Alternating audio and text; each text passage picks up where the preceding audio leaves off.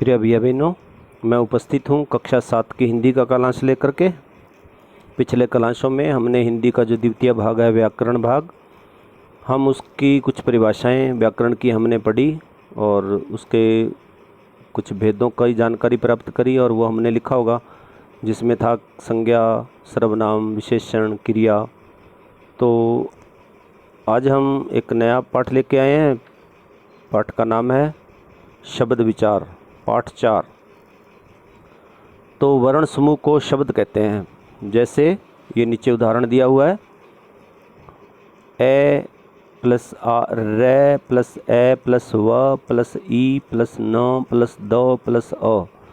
अब इन सारे वर्णों को हम जोड़ेंगे तो बनेगा अरविंद। वर्ण मतलब होता है, हम सामान्य भाषा में बोलते हैं ना, अक्षर। हमने पिछले पाठों में पढ़ा है, वर्णमाला, वर्णों की उत्पत्ति, वर्णोच्चारण स्थान, ये पढ़े हैं ना हमने। तो वर्ण मतलब अक्षर, तो इन अक्षरों को हम जोड़ेंगे तो बन जाएगा शब्द। इसको शब्द कहते हैं जब कई वर्णों के मेल से हम जो शब्द बनाते हैं। जैसे मैं, ए, है, आ, म, आ, यो प्लस आ, तो बन गया महामाया। फिर आगे लिखा है टे, मैं, ए, रे, ए, क प्लस अ प्लस ट प्लस अ प्लस ङ, तो ये बनेगा टमरकट्टू। अब तीनों ही उदाहरणों में प्रस्तुत वर्ण समूह शब्द हैं, किंतु प्रथम और द्वितीय उदाहरणों में ऐसे वर्ण समूह हैं जिनके निश्चित अर्थ हैं, जबकि तीसरे उदाहरण में प्रस्तुत वर्ण समूह में निर्मित शब्द का कोई अर्थ नहीं है। यह केवल किसी क्रिया के फलस्वरूप उत्पन्न ध्वनि का परिचय कराता है। तो ये तीसरा जो शब्द है ना, टमरकटू, तो ये इसका कोई मतलब नहीं है ना। तो जो ऊपर वाले दोनों शब्द हैं उनका कोई ना कोई अर्थ होता है। तो निष्कर्ष के रूप में हम कह सकते हैं कि अर्थ की दृष्टि से शब्द के दो भेद होते हैं, एक तो सार्थक शब्द हो गए और एक निरर्थक शब्द हो गए। तो ऊपर वाले तो सार्थक हो गए, यानी कि उनका कोई ना कोई अर्थ है, और नीचे वाला निरर्थक शब्द हो गया, यानी कि जिसका कोई अर्थ नहीं है। तो शब्द कितने प्रकार के हो गए? दो प्रकार के, एक तो सार्थक और एक निरर्थक। तो पहला है सार्थक शब्द। जिन शब्दों का कोई अर्थ होता है और जिससे सर्वत्र समान रूप से ग्रहण किया जाता है उसे सार्थक शब्द कहते हैं। तो जिसका कोई ना कोई अर्थ हो और जिसको सभी सर्व स्थानों पर उसको माना जाता है, जैसे कमल है ना। कमल, अब आप पूरी दुनिया में ही जाओगे ना तो कमल को तो कमल ही कहते हैं। उसी तरह हाथी, पंकज, यशोदा, मामा, पाठशाला, देवालय, उपचक्षु, संसद आदि, ये सब क्या है? सार्थक शब्द है। फिर है निरर्थक शब्द। जिस वर्ण समूह का कोई निश्चित अर्थ नहीं निकलता तथा जिसका भाव प्रकटन भी किसी अनिश्चित कारण को प्रकट नहीं करता, किसी निश्चित कारण को प्रकट नहीं करता, उसे निरर्थक शब्द कहते हैं। जैसे चरर, चूं, किरकिट, खटर, पट्टर, सरर, सट, वाल, वाक आदि। ऐसे शब्द या तो किसी क्रिया के परिणाम स्वरूप उत्पन्न होते हैं या फिर किसी सार्थक शब्द की नकल के कारण उत्पन्न होते हैं। जैसे दाल, वाल, शाक, वाक, गेंद, वेद अपने बोल देते हैं ना। तो ऐसे शब्दों का निर्माण या तो कोई क्रिया हो रही है, उसकी आवाज़ आती है तो हम उसको बोलते हैं कि चरड़ चूं कर रहा था, ये कर रहा था, वो कर रहा था। या फिर हम किसी शब्द के साथ में बोल देते हैं, जैसे दाल, वाल है ना, शाक, वाक, गेंद, वेद, चाय, वाय बोलते हैं ना। तो ये निरर्थक शब्द होते हैं जिसका कोई अर्थ नहीं होता। निरर्थक शब्दों का प्रयोग भी प्रयोगकर्ता की इच्छा और बोलचाल पर स्थानीय प्रभाव के कारण बदल जाता है, अतः निश्चित अर्थ की कल्पना करना भी व्यर्थ है। इसलिए शब्द विचार के अंतर्गत केवल सार्थक शब्दों का ही अध्ययन किया जाता है। इस तरह अगर हम शब्दों के बारे में पढ़ेंगे तो सिर्फ सार्थक शब्दों का विचार किया जाता है, निरर्थक शब्दों को पढ़ने का कोई मतलब नहीं है।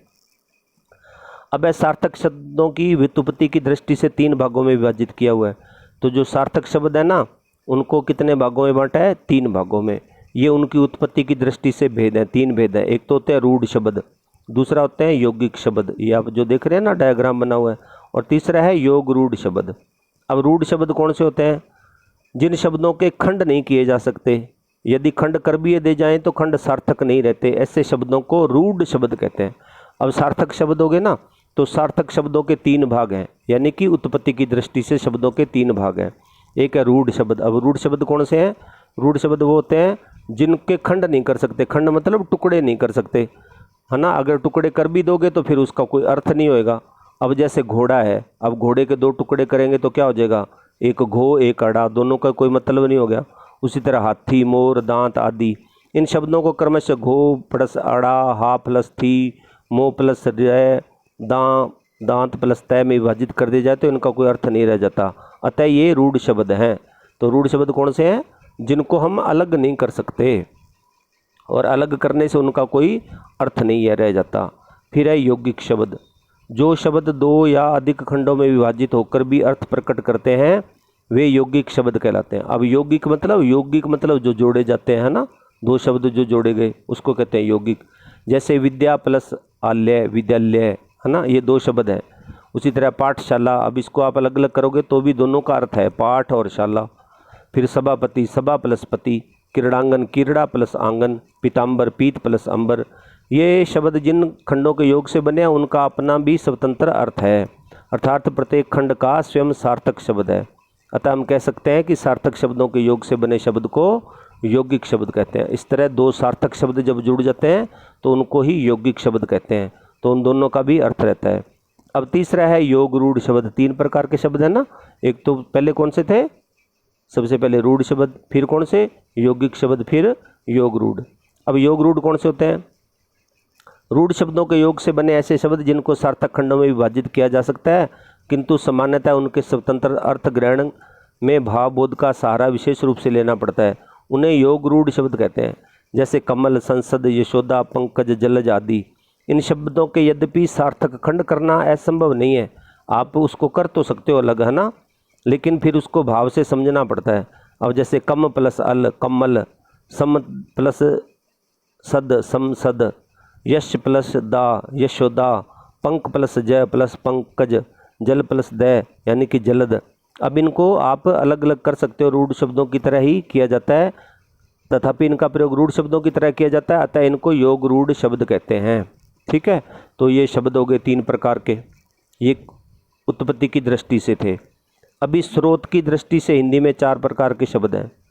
जो स्रोत है ना, यानी कि शब्द कहाँ से आए हैं, तो उनके चार भेद हैं। एक तो तत्सम, दूसरा तद्भव, तीसरा देशज और चौथा विदेशज।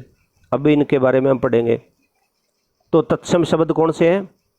हिंदी भाषा में हम जिन शब्दों का प्रयोग करते हैं उनका मुख्य स्रोत संस्कृत है, यानी कि हिंदी भाषा के हम ये जो शब्द पढ़ते हैं ना हिंदी भाषा में, इनका मुख्य स्रोत कहाँ है, यानी कि ये कहाँ से आए हैं, ये संस्कृत भाषा से आए हैं। और हिंदी का व्याकरण भी संस्कृत से ही लिया गया है, इसलिए संस्कृत को हिंदी की भी जननी कहते हैं। इसलिए संस्कृत को क्या कहते हैं? हिंदी की माँ बोलते हैं, क्योंकि संस्कृत के शब्द ही हिंदी में हम पढ़ते हैं। और संस्कृत के जिन शब्दों का प्रयोग हिंदी में अपने मूल स्वरूप में ही होता है उन्हें तत्सम शब्द कहते हैं। इस प्रकार जो संस्कृत के शब्द इसमें हिंदी में आते हैं ना, उनको तत्सम शब्द भी बोलते हैं। जैसा कि इस शब्द के अर्थ से स्पष्ट है, तत् उसके तथा सम तथा समान, अर्थात यानी तत्सम उसके समान। कहने का तात्पर्य यह है कि शब्द जैसे संस्कृत में होते हैं उसी रूप में हिंदी में भी बने रहते हैं। फिर है तद्भव शब्द। अब तद्भव कौन से है? संस्कृत के कुछ ऐसे शब्द होते हैं जिनका प्रयोग हिंदी में कुछ परिवर्तन के साथ किया जाता है, इन शब्दों को तद्भव शब्द कहते हैं। अब तद्भव कौन से हो गए? तत्सम तो वो हो गए जो संस्कृत के शब्द होते हैं वो वैसे की वैसे ही हिंदी में पढ़े जाते हैं। अब तद्भव कौन से हो गए? जिन जो है तो संस्कृत के ही शब्द तो, लेकिन उसको क्या किया जाता है, हिंदी में थोड़ा परिवर्तन किया जाता है और परिवर्तन करके वो हिंदी में पढ़े जाते हैं। तो तद प्लस भव, यानी इन दो पदों से मिलकर बना यह शब्द वह होना, अर्थात उससे जो हो गया अर्थ प्रकट करता है। द्राज शब्द हिंदी में देशी भाषाओं से आगत शब्द होते हैं जिन्हें देशज शब्द कहते हैं। ठीक है, फिर है विदेशज शब्द। विदेशी भाषाओं के संपर्क में आने के कारण उन्हें कतिपय शब्द हिंदी में आ गए, इन शब्दों को विदेशज शब्द कहते हैं। तो जो विदेशी भाषा के शब्द हैं, चाहे वो अंग्रेजी के, फारसी के, उर्दू के, जो दूसरे देशों में भाषाएं बोले जाते हैं उनके शब्द भी हिंदी में आ गए हैं, तो उनको विदेशज शब्द कहते हैं। ठीक है, आज हम इतना ही पाठ पढ़ेंगे और इसके मैं आपको अब नीचे आप देखिए इसके अभ्यास के प्रश्न है। शेष जो पाठ बच गया ना हम अगले क्लास में पढ़ेंगे और कुछ प्रश्न भी हम अगले क्लास में करेंगे। तो इसका जो पहला प्रश्न है ये देखिए आप, उचित शब्द भरकर रिक्त स्थान भरिए। वर्ण समूह को क्या कहते हैं? शब्द विचार में केवल का अध्ययन किया जाता है। व्युत्पत्ति की दृष्टि से शब्दों को भागों में बांटा जाता है। प्रयोग की दृष्टि से शब्दों के प्रमुख भेद होते हैं। फिर दूसरा प्रश्न है हाँ या नहीं कोष्टक में लिखना है। रूढ़ शब्दों में कम से कम 2 शब्द होते हैं। यौगिक शब्दों को विभाजित करना संभव है। और फिर है व्युत्पत्ति की दृष्टि से रूढ़ यौगिक और योग रूढ़ शब्द भेद होते हैं। फिर है विकारी शब्द ही अवयव पद होते हैं। फिर है निम्न शब्दों के तत्सम रूप लिखने हैं। और फिर निम्न शब्दों के बहुप्रचलित रूप लिखने। ऐसे ये 4 प्रश्न है ना, वो मैं इस वीडियो के साथ भेज रहा हूँ। 4 प्रश्नों के उत्तर वो आप कर लेंगे। शेष 5वां प्रश्न और प्रश्न नंबर 6 और प्रश्न नंबर 7 ये हम अगले क्लास में करेंगे, और इसका शेष जो पाठ रह गया वो भी हम अगले क्लास में पढ़ेंगे। ठीक है। जय हिंद, जय भारत।